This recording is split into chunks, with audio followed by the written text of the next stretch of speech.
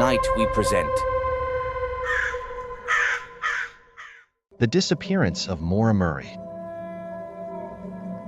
It was the afternoon of February 9th, 2004, a cold day on the outskirts of Haverhill, New Hampshire. The region's winter landscape, blanketed in snow and bordered by dark forests, set an eerie stage for an event that continues to baffle investigators, journalists, and true crime enthusiasts to this day. A 911 call reported a car accident on Route 112. When emergency services arrived at the scene just minutes later, they found an abandoned vehicle, but there was no sign of the driver, Maura Murray. Maura, a 21-year-old college student, had left her dorm at the University of Massachusetts Amherst earlier that day. The last thing known for certain is that she had packed several personal belongings and told her professors she would be absent due to a family emergency. However, no such emergency existed.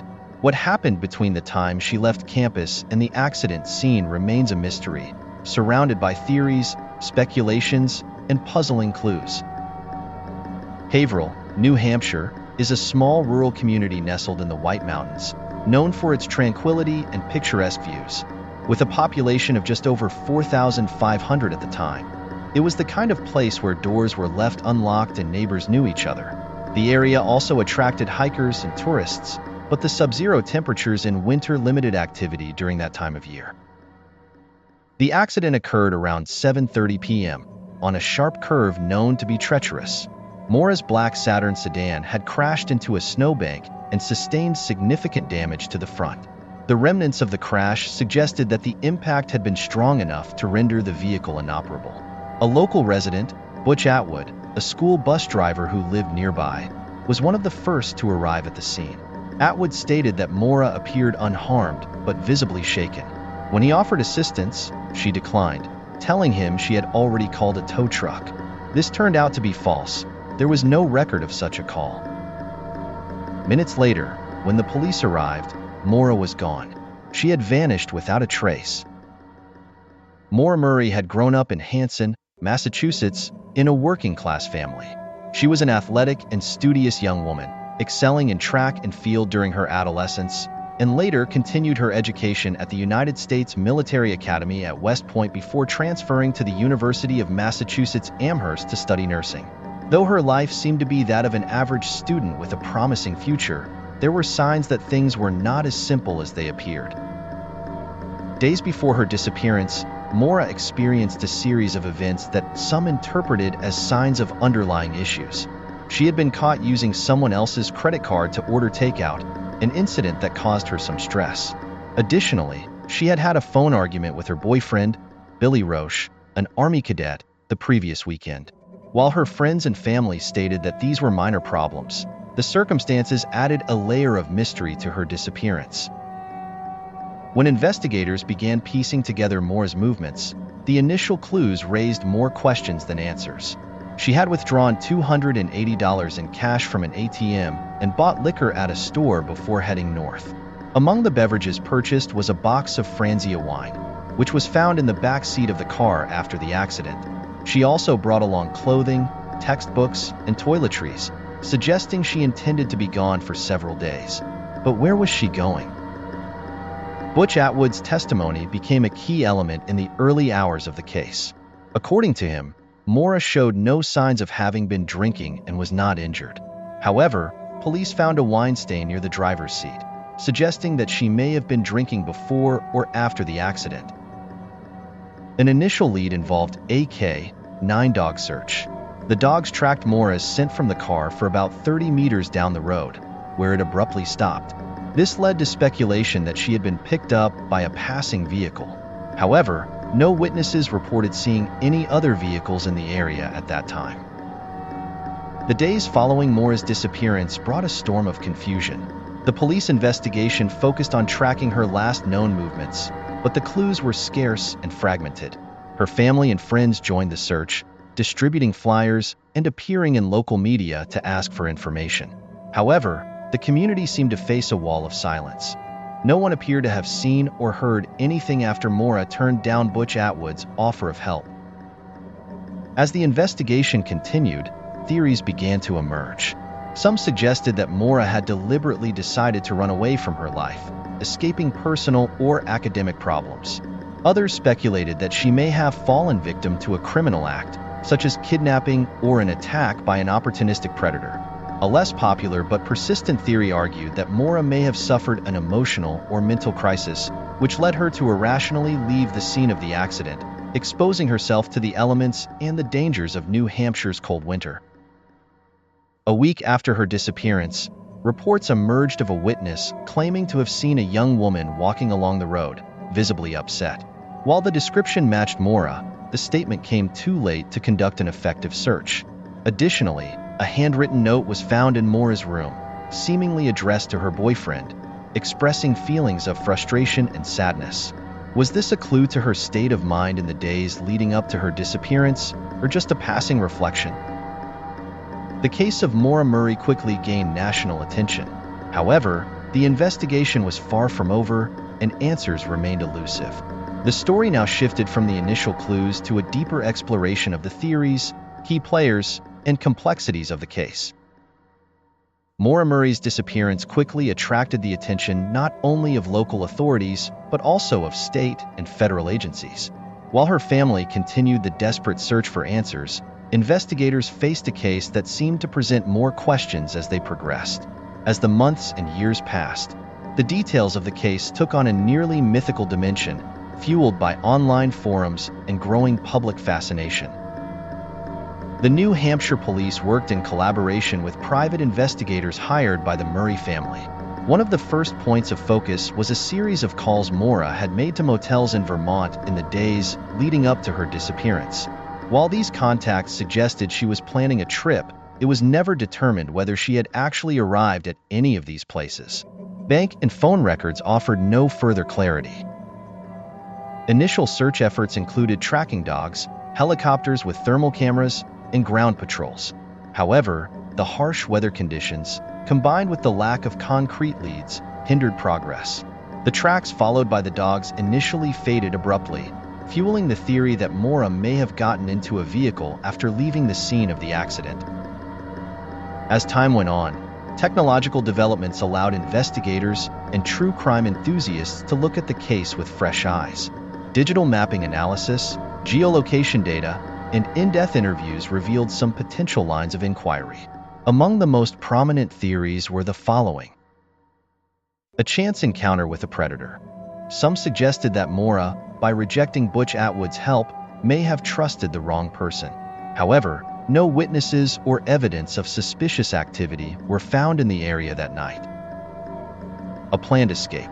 The meticulous way in which Maura had packed her personal belongings, combined with the tensions in her personal life, led some to believe she had planned her disappearance. However, investigators pointed out that there was no tangible evidence that Maura had organized a long-term escape, such as withdrawing large sums of money or making extended accommodation bookings. Accident in the woods. Given that the area around the accident scene is surrounded by dense forests and lethal winter temperatures, a persistent hypothesis is that Maura ventured into the woods in a state of confusion or panic, succumbing to hypothermia. Despite extensive search efforts in the area, no human remains or conclusive evidence have been found. The case of Maura Murray became an internet phenomenon, with forums dedicated exclusively to unraveling the mystery. Documentaries, podcasts, and blogs have explored every detail of the case, often presenting new theories based on fragments of information. While this attention has kept public interest alive, it has also led to the proliferation of rumors and misinformation. A notable example was speculation about a mysterious man seen in the area on the day of her disappearance. Although this line of inquiry initially seemed promising, it was later dismissed due to the lack of substantial evidence.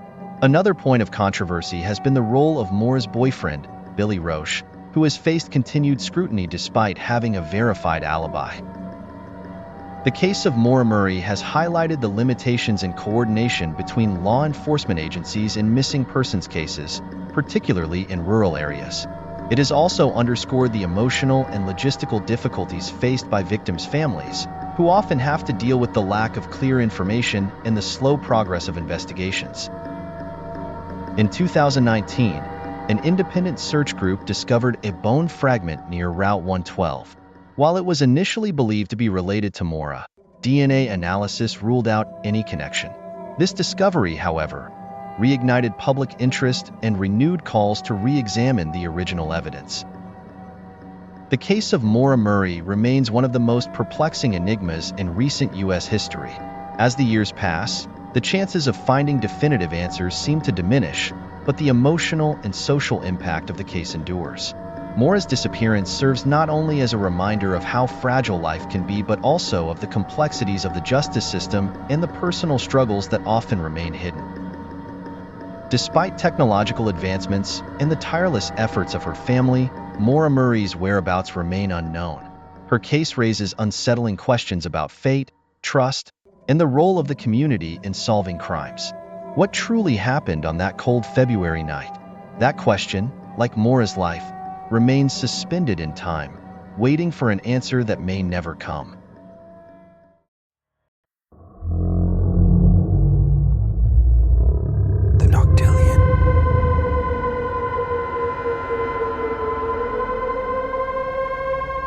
Tonight we present The Disappearance of Brandon Swanson. On the cold night of May 14, 2008, in the rural areas of Minnesota, 19-year-old Brandon Swanson made a call to his parents that would forever change the course of his life. What began as a simple car incident on a rural road turned into one of the most perplexing missing person cases in recent American history. The call he made to his parents, seemingly routine in nature, turned out to be the last time anyone heard his voice, leaving behind an enigma that still persists, an undisclosed truth that continues to puzzle authorities, journalists, and the community. Brandon's story did not start unusually for a young man his age. Brandon was a calm, hardworking young man with aspirations. He had been celebrating a friend's graduation in the town of Canby, located in southwestern Minnesota. Around midnight, he decided to return to his home in Marshall, a larger city nearby, not realizing that his journey would turn into an odyssey of uncertainty and terror. A few miles from home, the young man took an alternate route through rural roads. Apparently, his GPS suggested a shortcut that turned out to be a fatal mistake. The road became increasingly difficult, dark, and solitary. According to investigators' reports and case reconstructions, Brandon was in a remote area with few landmarks. While driving, his vehicle got stuck in a ditch in the middle of the night, leaving him with no immediate way out. While trying to free himself from his predicament, Brandon attempted to contact his parents. It was then that, at 1:54 a.m., he called his father, Brian Swanson, to ask for help. "Dad, I'm stuck. I can't get out of here," Brandon said in the first call. What seemed like a simple inconvenience quickly turned into a terrifying account. After a brief conversation with his father, who advised him to wait in place while he came to his aid, Brandon decided to leave the car and walk in search of help. His intention was to walk toward a more accessible area, possibly a nearby farm or road. However, a minute later, he made a second call to his parents, sounding visibly anxious and nervous. "Oh my God!" were the last words Brandon uttered before the call abruptly ended. Brandon's final words left the Swansons in deep confusion. What had happened? Why was he so alarmed? What was going on in that dark rural area of Minnesota? Initially, his parents thought the call had dropped due to a lack of signal or some technical issue with the phone, but the growing concern led them to take immediate action. Brian and his wife, Lisa, set out to search for him, fearing the worst. The environment where Brandon disappeared was, on one hand, ideal for the calm and safety of the residents, but on the other hand, very inhospitable and far from urban centers. The township of Lyon, where the rural road was located, was known for its tranquility and low crime rates, making Brandon's disappearance even more unsettling. The absence of streetlights and the sparse signage on the rural roads created an atmosphere of growing uncertainty, making it harder to trace Brandon. Local authorities were alerted around 2 a.m., and the search began immediately. However, the situation worsened as the hours passed.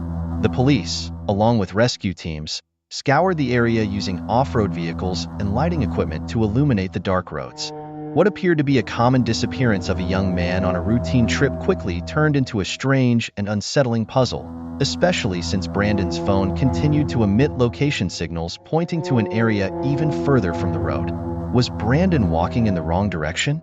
Had he suffered a more serious accident than expected? The first hours of the search were fruitless. The police and rescue teams found no trace of the young man. Initial investigations started to raise more questions than answers. Brandon's phone location kept showing an erratic pattern, indicating that he wasn't in the place his parents thought he'd made his last call. What had happened in those crucial moments that left the police utterly baffled? As the search continued over the following days, witness accounts became crucial pieces of the puzzle. Some claimed to have seen lights in the distance, suggesting that Brandon might have been in a nearby area, but nothing definitively corroborated his final location. In fact, efforts to track his mobile phone through cell towers were equally confusing, as the device appeared to be located in contradictory places, as if Brandon was moving back and forth without a clear direction. The case of Brandon Swanson was not only perplexing because of his disappearance itself, but because of the circumstances surrounding his last communication with his family. The enigma of his final words, "Oh my God," echoed in the ears of everyone involved in the case, like a warning that was never explained. The Swansons, unable to find a logical answer, were left facing the relentless reality that their son had disappeared under the most mysterious of circumstances. On May 17, 2008, 3 days after the disappearance, an unexpected discovery occurred. A group of searchers found Brandon's vehicle in the exact spot where it had gotten stuck, without it having been moved. This added another layer of mystery to the case. If Brandon had abandoned his car on his own, why hadn't he made his way to a more accessible area? What had driven him to leave the safety of his vehicle in the dark of night? The fundamental question remained: what had happened in those final moments? Meanwhile, the police continued to search for any clue that could shed light on his disappearance, but nothing suggested that Brandon had been the victim of a violent crime or a serious accident. The clues seemed to lead nowhere, and the case remained a deep enigma. At this point, the only thing clear was that Brandon Swanson was missing, and every day that passed took him further from his family, his home, and any answer that could bring peace. With each unexpected twist in the investigation, the case grew even more intriguing, and the mystery remained as deep as the very forest of Minnesota where he vanished for the last time. The search for Brandon Swanson continued for weeks, but the answers remained elusive. After several days of intense investigations and the discovery of his vehicle at the same location where it had been stuck, authorities began to formulate new theories about his disappearance. Meanwhile, the community of Marshall remained on edge, and the Swanson family, devastated by the uncertainty, began to lose hope of finding Brandon alive. However, the investigation was far from over, and new twists in the case began to turn what seemed like a solved mystery into a maze of unanswered questions. Although investigators found Brandon's car, the absence of clear clues about his whereabouts left open the possibility of multiple theories. The vehicle was intact, with no signs of damage, which suggested that Brandon had abandoned the car voluntarily. If he had been involved in a serious accident, the police expected to find more evident traces: blood, vehicle damage, or some other indication of physical struggle. However, the scene was surprisingly clean, leading investigators to question the logic of Brandon simply leaving the car without leaving any traces behind. One of the first details that sparked police curiosity was Brandon's final call to his parents. Although he seemed to be distressed, the conversation didn't indicate that he was in imminent danger, nor did it suggest he was being attacked.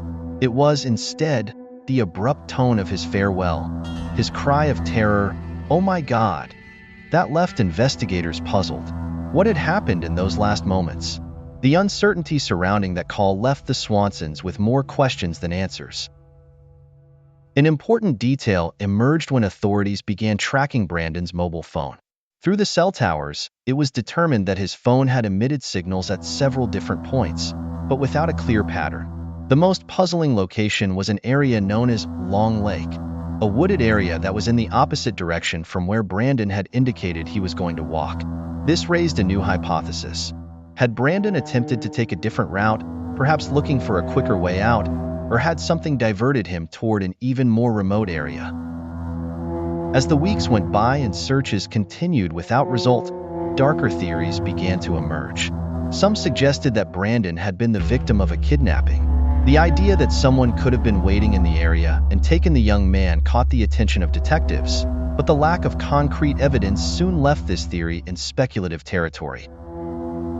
The police questioned several witnesses and people close to Brandon, but no one seemed to have relevant information about anyone who might have had a motive to abduct him. Brandon's friends and family had no reason to suspect a close enemy, and the young man's relationship with his family and friends appeared completely normal. This line of investigation, though plausible, was soon dismissed due to the lack of physical evidence indicating the presence of a kidnapper. Once the darker theories were exhausted, the police began to focus on a more grounded explanation: a tragic accident. Although initial evidence hadn't pointed to any catastrophic event, authorities suggested that Brandon may have suffered an accident while walking through the dark countryside. Perhaps, while walking down the desolate path, he slipped, fell, and was seriously injured, unable to call for help. According to this theory, his distress during the final call could have been the result of an unexpected fall or an encounter with a wild animal. This possibility, while not entirely ruling out a criminal act, seemed to be the most logical as the investigation moved forward. To explore this theory, the area's maps were reviewed, and new searches were conducted in the areas near Long Lake. For weeks, rescue teams ventured into the forests, using tracking dogs and diving equipment, but they found no trace of Brandon or his body. Every time the authorities thought they were getting closer to a clue, the case took an unexpected turn. Frustration mounted, and the questions remained unanswered. Brandon Swanson's disappearance not only affected his family, but also left a lasting impact on the Marshall community. The anguish of the Swansons was palpable, and the absence of answers only heightened the pain of uncertainty. News of Brandon's disappearance spread widely in the local media, creating a sense of unease in the small town. Residents began to question whether something darker and more dangerous was lurking in their peaceful surroundings. The emotional toll of this disappearance was profound. Brandon's mother, Lisa Swanson, recounted in several interviews how the absence of her son had left an empty void in her life. "We never imagined this would be the end. No one can understand what it feels like to lose someone this way.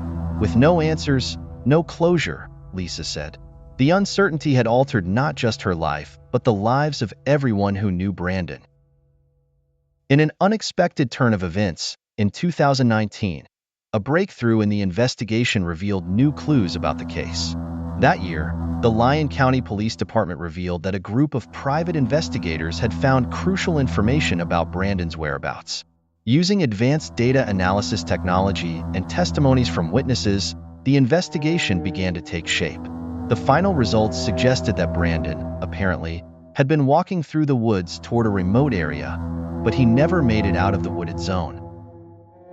Brandon Swanson's remains were finally found near a stream that runs close to Long Lake, more than 10 miles from the spot where he had abandoned his vehicle. The cause of death was determined to be an accident, but the explanation of how he ended up in such a remote area remained unclear.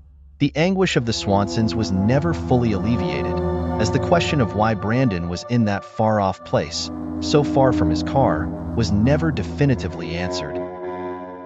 Although the case of Brandon Swanson was resolved legally, many questions remain. Why did Brandon leave his vehicle in the middle of the night for no apparent reason?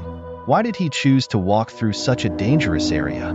How did he end his last moments in the darkness of a solitary forest? Although his cause of death was eventually declared an accident, Brandon's story leaves a deep mark in the history of disappearances in the United States. The tragedy of Brandon Swanson serves as a chilling reminder of the mysteries that still persist in our society, of the unanswered questions that haunt us, and of the human ability to vanish into the darkest corners of existence, leaving behind only hazy traces. As people continue to search for answers, this case remains a testament to the fragility of human life and how, sometimes, in the shadows of the night, there are stories that will never be fully resolved.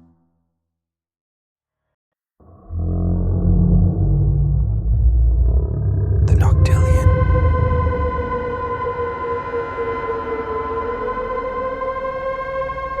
Tonight we present The Disappearance of Jason Landry, Texas, 2020.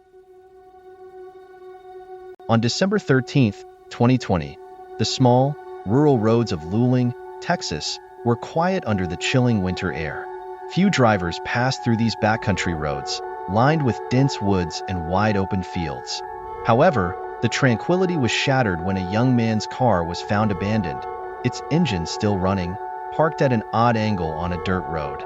This was the moment when the story of Jason Landry, a 21-year-old college student from Missouri City, Texas, would take an unnerving turn into mystery and confusion. Jason had been returning home to Missouri City for the holidays after completing his first semester at Texas State University in San Marcos. A quiet and introspective young man, Jason had made the drive many times before.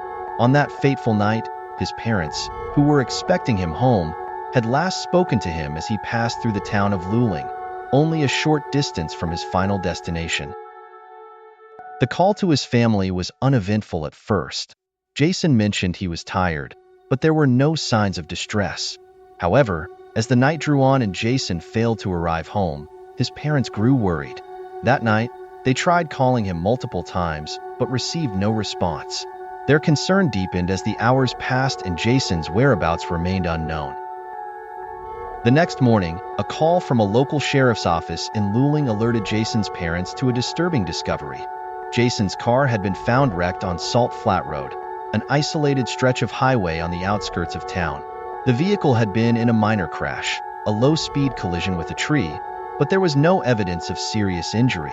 No blood, no sign of a struggle, and certainly no indication that something more sinister had taken place.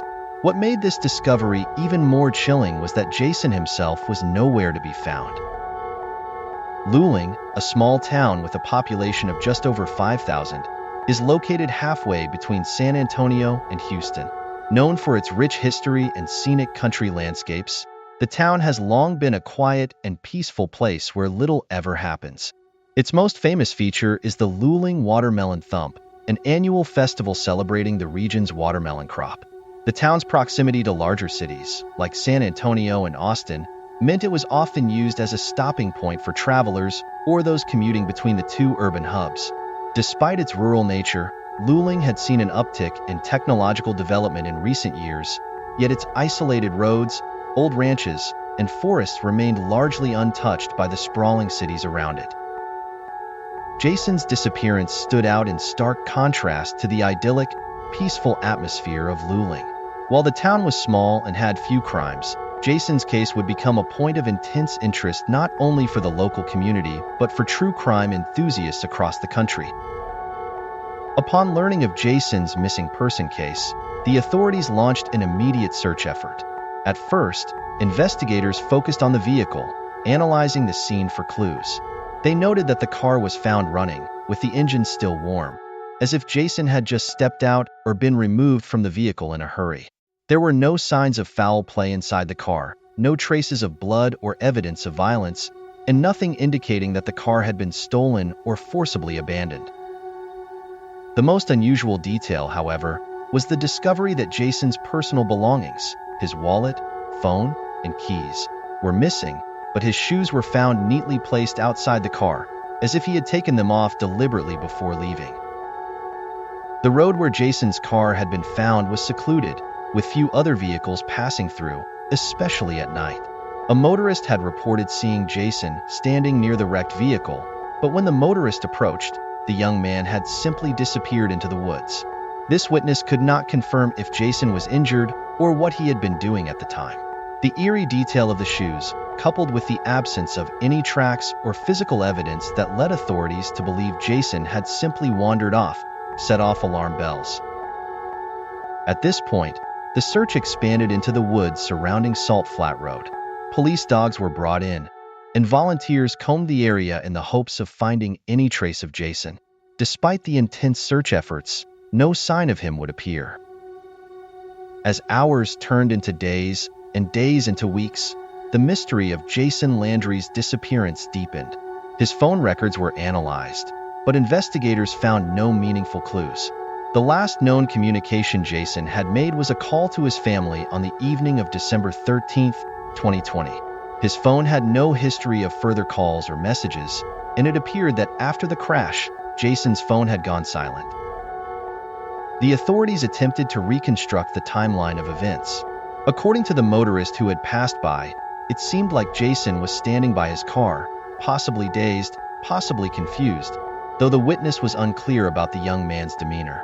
The mystery of why Jason would leave the relative safety of his car, especially in such a rural and isolated area, made no sense. The road itself was not particularly dangerous, certainly not a place one would find themselves in a state of emergency unless something more sinister had occurred. But even stranger still was the fact that, despite extensive searches, no one had been able to track down any physical trace of Jason. Not a footprint, not a hair, not a shred of clothing had been found beyond the car. Authorities were baffled by his disappearance. An intelligent young man, a college student, with no history of mental health issues or personal conflict that would suggest he would willingly disappear. And yet, no one could account for where he had gone. Despite the confusion, the case had some peculiarities that made it even more baffling. It wasn't just the abandonment of the car and Jason's belongings. It was the complete lack of physical evidence, the absence of any conclusive signs of foul play. Jason's car had been found running, his shoes neatly placed outside, and his personal belongings gone. But his phone had no further records. Authorities could not trace any additional messages or calls made from his phone, nor was there any activity on his social media accounts in the days after his disappearance. Even more troubling was the discovery of a strange connection to Jason's background. Several weeks before the incident, Jason had been in a minor fender bender while driving home from Texas State, but had shown little signs of distress or anxiety. There was no prior indication of mental health struggles or financial troubles. He appeared to be a stable, grounded individual. And yet, the search for answers to his disappearance seemed to lead nowhere. As the search efforts dwindled, the cold chill of mystery crept over the case. No more witnesses came forward, no more leads appeared. Theories emerged. Some speculated that Jason had run away, perhaps overwhelmed by the pressures of school and life. Others believed foul play might be involved, but there was no evidence to support such a claim. And so, the question remains, what happened to Jason Landry on that fateful night in December? Was it a case of misfortune, a tragic accident? Or was there something darker at play, something that authorities had yet to uncover? With the case still unsolved, Jason's disappearance hangs in the air like an unsolved riddle, a chilling enigma waiting for someone to crack its code. Would the truth ever emerge? Would Jason ever be found? By the time the new year rolled around, Jason Landry's disappearance had started to feel like an unsolved mystery, a haunting, unresolved question hanging over Luling, Texas. But then, in early January 2021, a crucial piece of the puzzle emerged when new evidence was found during the course of the investigation, suggesting that perhaps the case was not as closed as it seemed. The case had remained stagnant for weeks with little progress, but a breakthrough came when investigators, after re-examining the area surrounding Salt Flat Road, discovered a surveillance video from a nearby business. The video, taken from a gas station a few miles from the crash site, captured footage of a car that seemed to resemble Jason's vehicle passing through the area around the time of his crash. This raised questions. Could Jason have been driven to the area by someone else before the accident occurred? Or was he potentially in some sort of distress prior to the crash? Was this an accident, or could something more nefarious have been involved? In the video, Jason's car appeared to be driving erratically, almost as if the driver was lost or confused. It was clear that the vehicle had been in a hurry, yet there was no sign of other cars or individuals on the road nearby.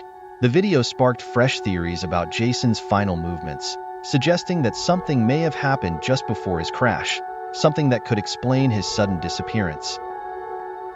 The discovery of the surveillance footage reignited the investigation, and authorities began to focus on one central question.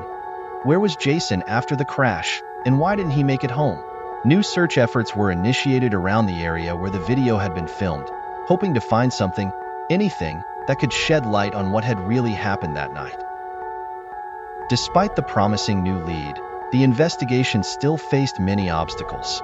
The rural terrain around Luling was difficult to navigate, and although search teams combed through nearby woods and fields, nothing new of substance emerged.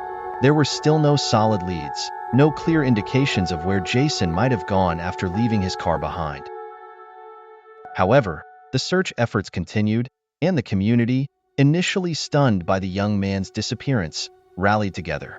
Volunteers showed up by the dozens, walking through brush and swampland, checking abandoned buildings, and reviewing any remaining footage or physical evidence.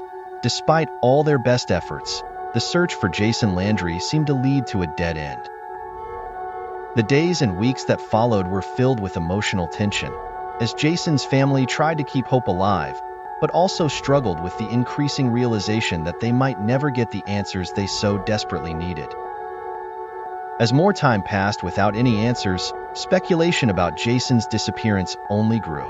Some believed that Jason might have been the victim of a tragic accident, suffering some form of shock or confusion that led him to wander into the woods. There were reports that the area around Salt Flat Road could be treacherous, with low visibility and sharp turns that could easily disorient a driver. It was possible that Jason, disoriented after the crash, simply stumbled off the road and succumbed to the harsh elements. Others speculated that Jason had been the victim of foul play. His disappearance, after all, was an eerie one. His car had been found running, and the fact that his phone had gone silent immediately afterward seemed like a deliberate attempt to cover his tracks. Some felt that perhaps Jason had been involved in a dangerous situation prior to the crash, possibly with someone he knew. After all, the area was remote, and Jason's decision to leave the safety of his vehicle was highly unusual. There was also the theory that Jason might have been under some kind of emotional or psychological distress. Some friends and acquaintances of Jason reported that he had been struggling with some personal issues, though nothing severe enough to explain a complete disappearance. Yet, others argued that Jason, a bright and capable college student, had no reason to vanish. His life seemed to be moving in a positive direction. He was set to graduate soon and had a supportive family and group of friends. The theory that he had willingly left behind his life didn't seem to hold water. The breakthrough came when authorities decided to take a closer look at Jason's phone records and social media activity once again. After weeks of investigation, they found that the young man had communicated with a friend shortly before the crash. The text messages exchanged indicated that Jason had been feeling uneasy, nervous even, about his trip. He had mentioned to a friend that he was lost and unsure of his surroundings, but that he was trying to stay calm. His last message, just minutes before his car was found wrecked, read, "I'm really scared right now, don't know where I am." This unsettling message, coupled with the surveillance footage of his erratic driving, suggested that Jason had been experiencing some form of distress in the moments leading up to the crash. It became clear that the young man was not just lost, he was frightened. This new information caused investigators to reconsider the possibility of foul play, leading to a new wave of interviews and follow-up questions with people who had been in contact with Jason in the days leading up to his disappearance. Investigators also re-interviewed the motorist who had first reported seeing Jason standing beside his wrecked car. This time, they were able to clarify the details of that encounter. The witness revealed that, though Jason had been alone, there had been another car in the vicinity that had driven past at a high speed shortly before the wreck. While the motorist could not see who was in the other car, it raised the possibility that Jason had been followed or had been involved in some sort of confrontation just before the crash. Despite these developments, the case of Jason Landry remains unsolved to this day. While there have been numerous theories, ranging from a tragic accident to a more sinister explanation, none have provided definitive answers. The investigation continues, and the mystery of what happened to Jason on that cold December night in 2020 endures. For his family, the journey has been one of unrelenting pain. His mother, Kathy Landry, has stated that they will not give up searching for Jason, no matter how long it takes. The search for closure is as crucial as ever, but it remains elusive. Jason's disappearance has had a profound effect on the community, raising awareness about the complexities of missing persons cases in rural areas and leaving a legacy of grief and unanswered questions. Jason's case is a haunting reminder of how quickly a life can change, how a simple drive home can unravel into a mystery that defies explanation. What happened that night? Was it a tragic accident, or was there something darker at play? The answers remain locked in the dense woods surrounding Luling, Texas, and in the silence of a phone left unanswered. As the years go by and new cases emerge, the disappearance of Jason Landry stands as a stark testament to the vulnerability of the human experience and the chilling reality that sometimes no answers come. For now, the only certainty is that Jason Landry remains missing, and the question of what truly happened to him lingers in the minds of all who hear his story.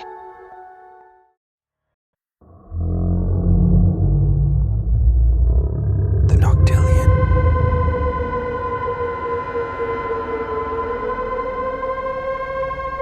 Tonight we present The Disappearance of Tara Calico. Tara Calico was a 19-year-old college student living in Belen, New Mexico. She was an active, independent young woman who loved cycling and often enjoyed long rides through the scenic rural areas surrounding her town. On September 20th, 1988, Tara set out for one of her routine bicycle rides, but that day, something inexplicable happened. She never returned. Her mother, Patty, initially thought nothing of it. Tara was an experienced cyclist and was always punctual. However, by late afternoon, when Tara hadn't returned home, Patty began to feel a sense of unease. As the hours passed, the worry grew into panic.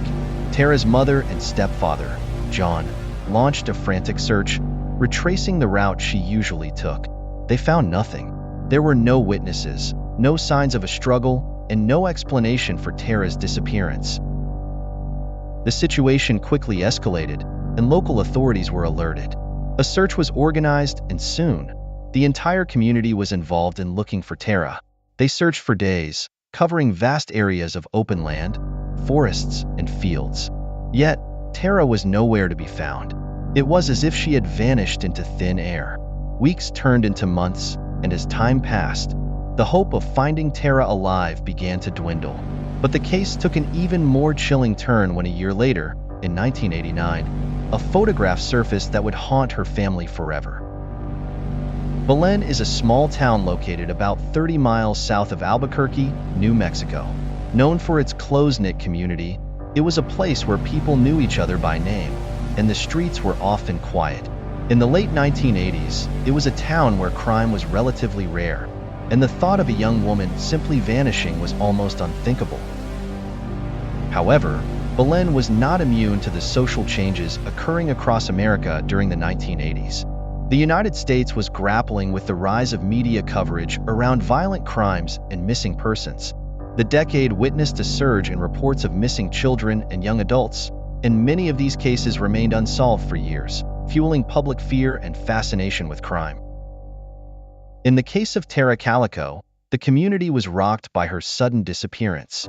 Friends, family, and neighbors couldn't fathom why such a thing would happen in their quiet town. As local law enforcement struggled to find leads, the case attracted the attention of national media.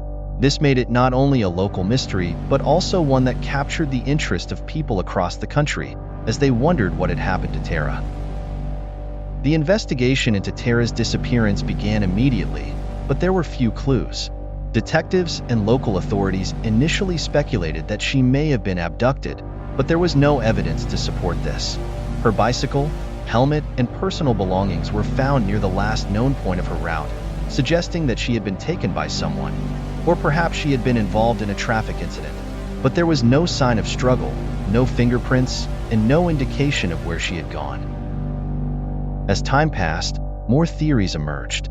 Some investigators speculated that Tara might have simply left voluntarily, but her family dismissed this idea.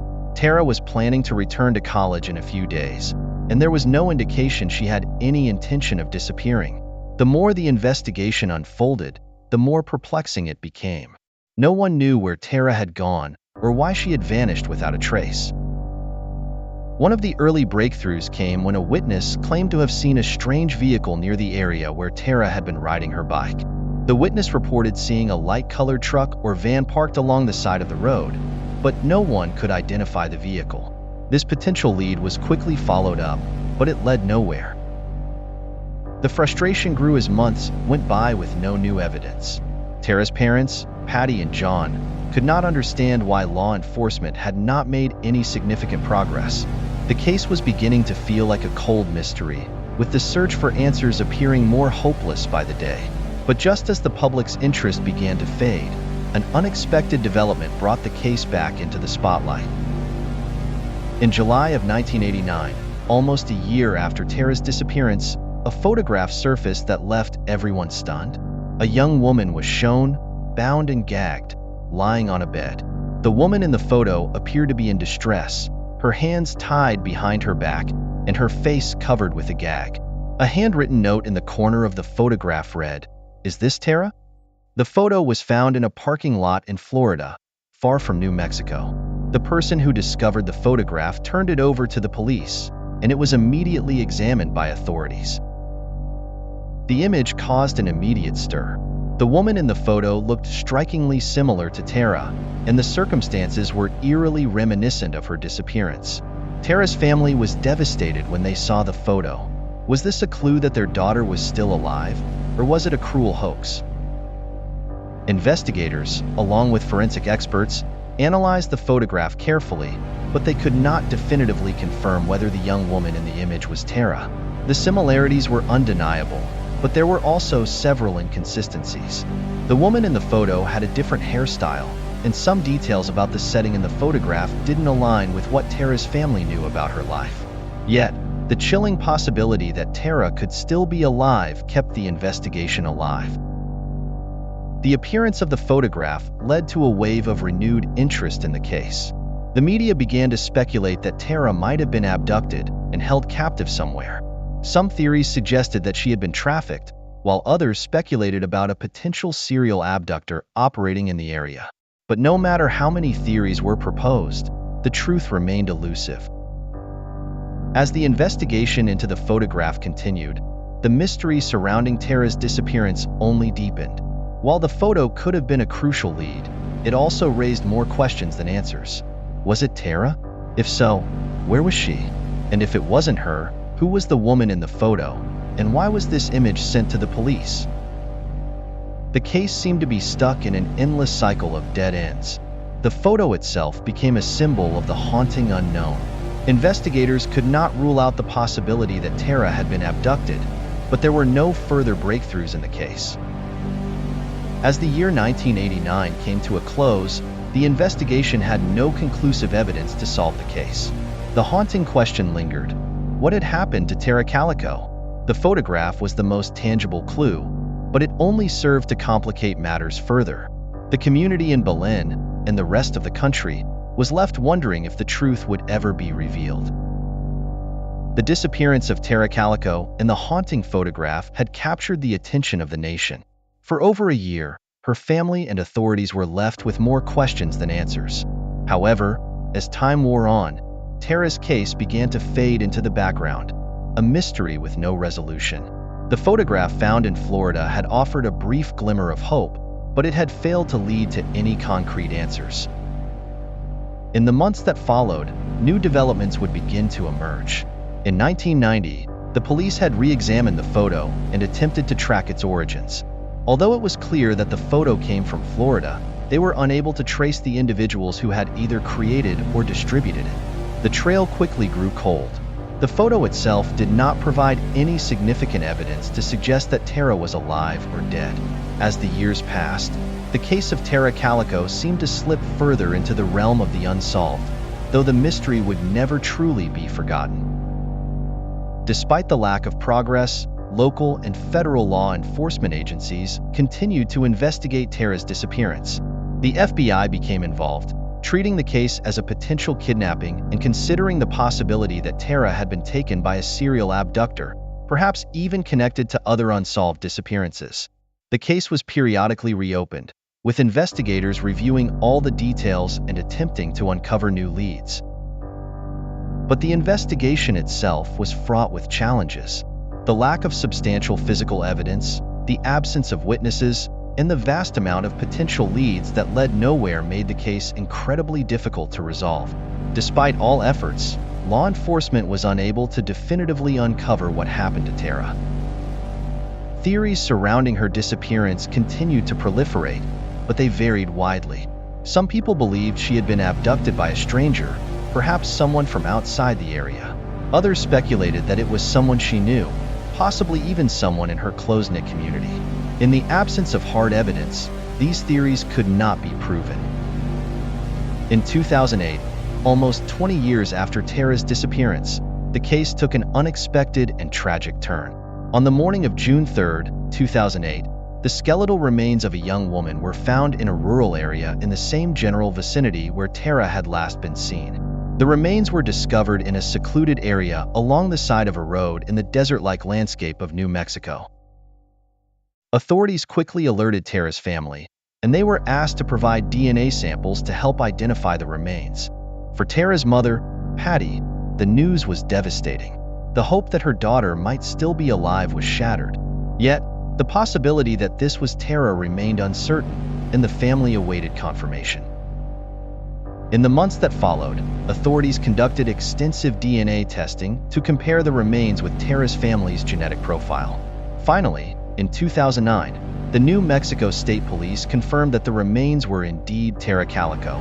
The family, though devastated, finally had answers. The mystery of her disappearance was no longer just a question of where she was, but how and why her life had ended. The confirmation that the remains were Tara's brought some closure to the case. It meant that, after over 2 decades, the family knew what had happened to her, but the answers raised even more chilling questions. How had she died? Where had she been for those 20 years? And who was responsible for her tragic fate? The circumstances of Tara's death remain a mystery. Despite extensive investigations, the exact cause of her death has never been determined.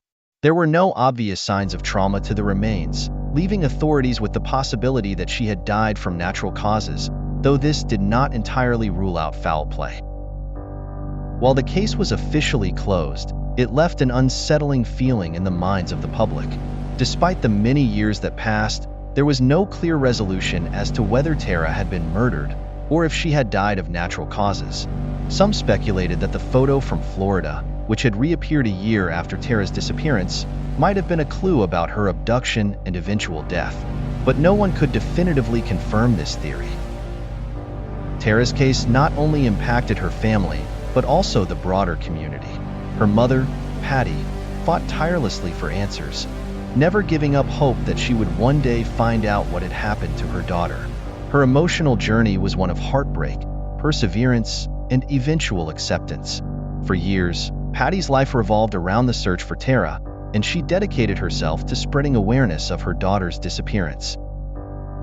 The case of Tara Calico also had a lasting impact on the way missing persons cases were handled. It highlighted the difficulties of solving such cases, especially when there is a lack of physical evidence or witnesses. It also brought attention to the psychological toll that such a case takes on families, and how the lack of resolution can keep the trauma alive for decades. In the wider cultural context, Tara's story sparked a growing interest in missing persons cases across the United States, and it became a focal point for discussions about crime, safety, and the vulnerabilities of young people in small communities. The mystery of Tara Calico's disappearance would continue to haunt those who followed her case, as many questions remained unanswered. As for Tara's family, while they had received confirmation of her death, they would never know the full story of what happened to their daughter. Tara's case was a tragic reminder of the vulnerability that exists in even the most seemingly peaceful corners of America. And though justice may never be fully served in her case, her story stands as a poignant example of the enduring pain of a family left with too many questions and too few answers. The story of Tara Calico is one of enduring mystery and heartache. Despite the years of investigation, the numerous theories, and the unexpected twists, the case of Tara's disappearance remains unsolved in many ways. The questions of who took Tara, what happened to her in the years she was missing, and why her life ended so tragically are questions that may never be fully answered. As time goes on, Tara's family and the public must live with the ambiguity of her fate. Yet, the case of Tara Calico remains an important part of America's history of missing persons cases, a reminder of the unresolved mysteries that continue to linger in the shadows. What happened to Tara Calico, and who was responsible for her disappearance? The answers may never come, but her story will live on, as an eerie testament to the haunting mysteries that still unfold across the country. The questions don't end here, nor does our pursuit. If this story unveiled something you never expected to discover, then you're in the right place. Remember to subscribe, turn on notifications, and share this tale with others who, like you, are drawn to the unknown. Here, mystery always finds its voice, until we meet again, where the inexplicable will once again serve as our starting point.